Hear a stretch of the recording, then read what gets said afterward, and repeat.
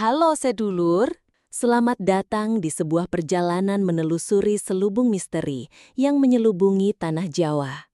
Sebuah pulau yang tak hanya kaya akan keindahan alamnya, tetapi juga syarat dengan kisah-kisah gaib yang melegenda dan tak lekang oleh waktu. Dari gemerlap istana kuno hingga pelosok desa yang sunyi, mitos dan kepercayaan spiritual telah mengakar kuat, membentuk lanskap budaya dan psikologis masyarakatnya selama berabad-abad. Mengapa tanah Jawa begitu lekat dengan aura mistisnya? Seolah setiap sudutnya menyimpan bisikan dari dunia lain yang tak terlihat? Dalam eksplorasi mendalam ini, kita akan menyelami spektrum kepercayaan unik, mulai dari keagungan benda pusaka seperti keris sakti yang dihormati sebagai penjelmaan kekuatan ilahi, hingga sosok tuyul yang misterius, makhluk kecil yang kerap dikaitkan dengan fenomena hilangnya harta benda secara tak wajar. Bersiaplah untuk memahami bagaimana kepercayaan ini, kendati seringkali dianggap tak rasional, telah memainkan peran krusial dalam membentuk identitas, nilai-nilai, dan bahkan dinamika sosial masyarakat Jawa hingga hari ini. Sejarah spiritual tanah Jawa adalah jalinan kompleks dari berbagai keyakinan yang berpadu harmonis dalam sinkretisme yang unik.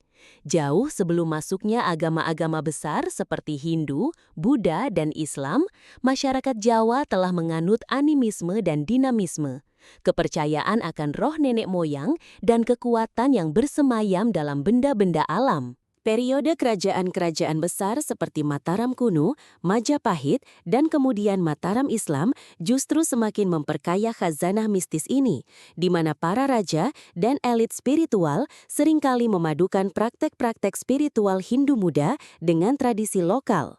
Misalnya, para empu pembuat keris pada masa itu tidak hanya sekedar pandai besi, melainkan juga ahli spiritual yang mampu menyatukan elemen fisik dan non-fisik ke dalam bilah keris, menjadikannya benda keramat perkembangan wayang kulit sebagai media penyampai ajaran dan kisah-kisah epik juga turut berperan besar dalam melanggengkan narasi-narasi mitologis ini, menjadikannya bagian tak terpisahkan dari kehidupan sehari-hari masyarakat. Tokoh-tokoh seperti para Wali Songo bahkan dikenal karena kebijaksanaannya dalam mengislamkan Jawa melalui pendekatan budaya yang mengakomodasi kepercayaan lokal, sehingga nuansa mistis tetap lestari dalam balutan ajaran baru. Mari kita selami lebih dalam dua representasi paling ikonik dari mitos Jawa, keris sakti dan tuyul.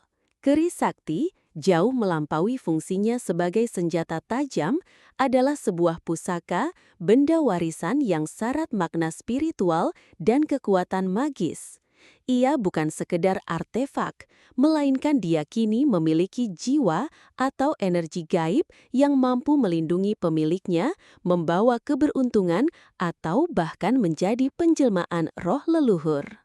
Proses pembuatannya sangatlah kompleks dan sakral, melibatkan ritual, puasa, dan meditasi mendalam dari seorang empu yang dipercaya mampu memasukkan energi kosmik ke dalam logam. Setiap keris memiliki ciri khasnya sendiri, seperti bentuk dapur dan pola pamor yang unik, masing-masing dengan makna dan khasiat spiritual yang berbeda. Misalnya pamor Waswutah yang dipercaya membawa kemakmuran, atau pamor udan mas untuk menarik rezeki. Di sisi lain spektrum, ada tuyul, makhluk mitologis berbentuk anak kecil botak yang dikenal sebagai pencuri uang.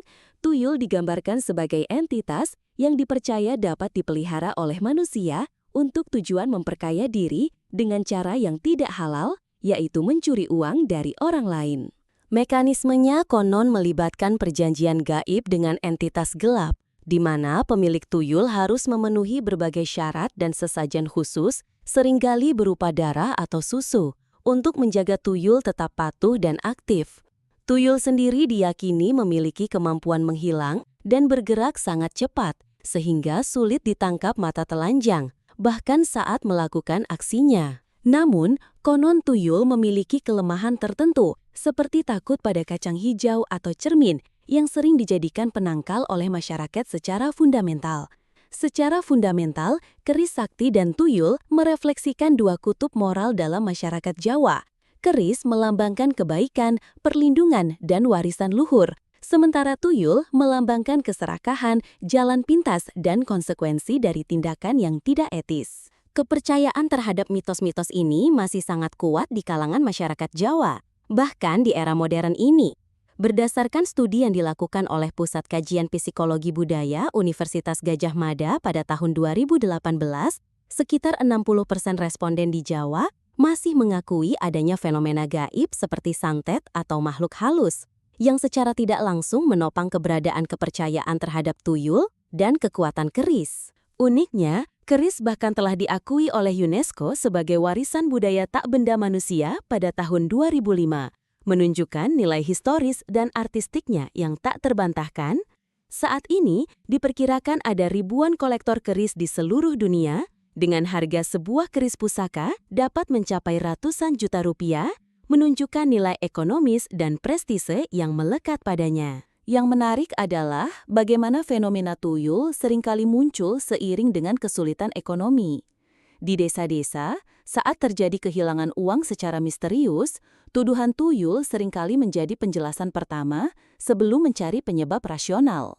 Bandingkan dengan mitos di Eropa seperti leprechaun yang juga terkait dengan kekayaan.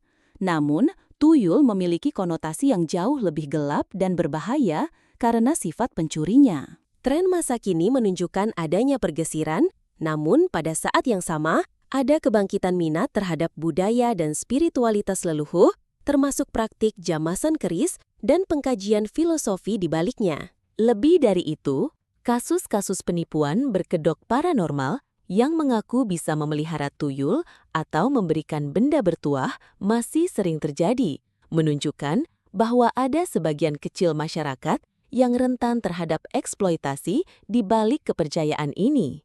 Dampak dan implikasi dari kepercayaan mitos ini sangat luas, meresap ke berbagai aspek kehidupan masyarakat Jawa secara positif.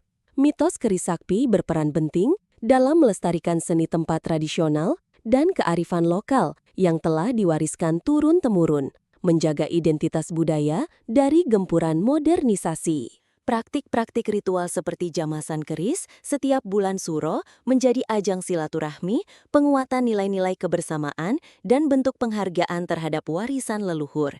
Di sisi lain, kepercayaan pada tuyul, meskipun seringkali menakutkan, secara paradoks dapat berfungsi sebagai pengingat akan konsekuensi dari keserakahan dan perbuatan tidak jujur, menanamkan nilai-nilai moral secara subliminal kepada masyarakat. Namun, tidak dapat dipungkiri bahwa ada dampak negatif yang perlu diwaspadai. Ketergantungan berlebihan pada hal-hal gaib dapat menghambat pemikiran rasional dan solusi berbasis logika dalam menghadapi masalah, misalnya menyalahkan tuyul atas manajemen keuangan yang buruk. Lebih dari itu, kepercayaan ini seringkali menjadi celah bagi oknum tak bertanggung jawab seperti dukun palsu untuk melakukan penipuan dan eksploitasi finansial terhadap individu yang sedang dilanda masalah atau kesulitan ekonomi. Konsekuensi jangka panjangnya bisa berupa ketergantungan masyarakat pada solusi instan yang tidak realistis serta erosi kepercayaan pada institusi dan proses hukum yang seharusnya menjadi penegak keadilan. Oleh karena itu, penting untuk menemukan keseimbangan antara menghargai warisan budaya dan mendorong pemikiran kritis di tengah masyarakat. Contoh nyata pengaruh mitos ini dapat kita lihat pada praktik pelestarian keris, misalnya keris naga sasra sabuk inten, salah satu keris legendaris yang sering disebut dalam cerita rakyat, dipercaya membawa kemakmuran dan kewibawaan bagi pemiliknya, menjadikannya benda buruan kolektor dan sering dipamerkan dalam pameran pusaka nasional. Kisah ini bukan hanya tentang sebilah keris, melainkan tentang bagaimana narasi historis dan kepercayaan spiritual menyatu, menciptakan nilai tak ternilai. Pembelajaran dari fenomena tuyul juga dapat ditemukan dalam cerita-cerita komunitas. Di sebuah desa di Jawa Tengah, pernah terjadi kasus kehilangan uang secara berulang di beberapa rumah yang kemudian diyakini sebagai ulah tuyul. Alih-alih melapor polisi, warga justru memasang bawang putih di setiap sudut rumah atau menaruh cermin kecil di laci uang. Sebuah respons komunal yang menunjukkan kuatnya kepercayaan ini dalam mengatasi kecemasan sosial. Kisah-kisah ini menunjukkan bahwa mitos bukan hanya dongeng semata, melainkan manifestasi dari cara manusia memahami dunia, mengatasi ketakutan, dan membangun identitas kolektif. Melihat ke depan, bagaimana nasib mitos Tanah Jawa di tengah arus globalisasi dan modernisasi yang semakin pesat? Ada prediksi bahwa kepercayaan pada hal-hal supranatural akan semakin terkikis seiring dengan peningkatan pendidikan dan akses informasi. Namun, seiring dengan itu, muncul pula tren baru di mana masyarakat, terutama kaum muda, mulai menaruh minat pada akar budaya dan spiritualitas sebagai bagian dari pencarian identitas diri. Mungkin saja, di masa depan, mitos-mitos ini akan mengalami reinterpretasi.